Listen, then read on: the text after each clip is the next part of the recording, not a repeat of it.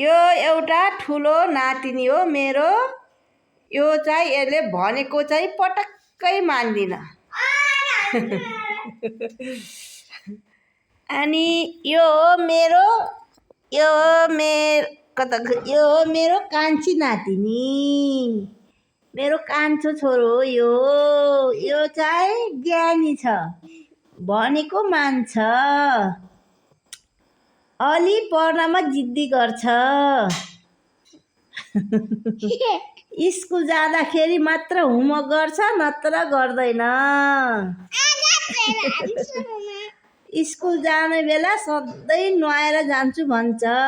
Good girl छिन् यिनी, मेरी good girl हुन्। एउटा चाहिँ ठुलो मैया यसरी दही लिएर, साग लिएर, भात लिएर यस्तो गरी बस्नुभएको छ खानालाई।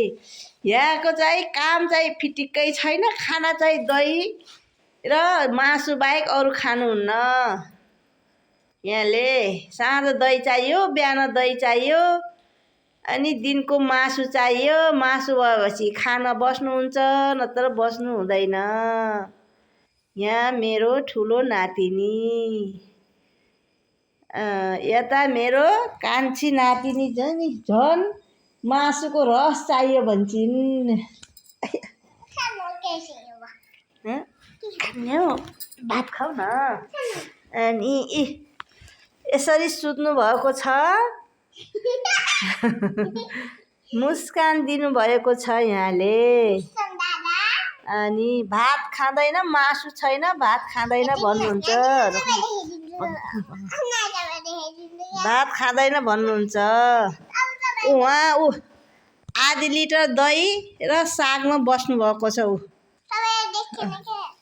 आधी लिटर दही छ, यसरी खानुहुन्छ सधैँ। दही चाहियो, मिठो मिठो मासु चाहियो, दही अगाडि राख्नुभएको छ। यहाँ साग और भात यसरी खानुहुन्छ। यहाँ माथि चढ्नुभएको छ।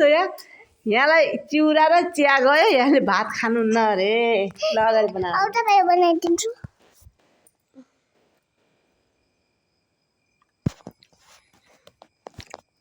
यहाँ आमाहरू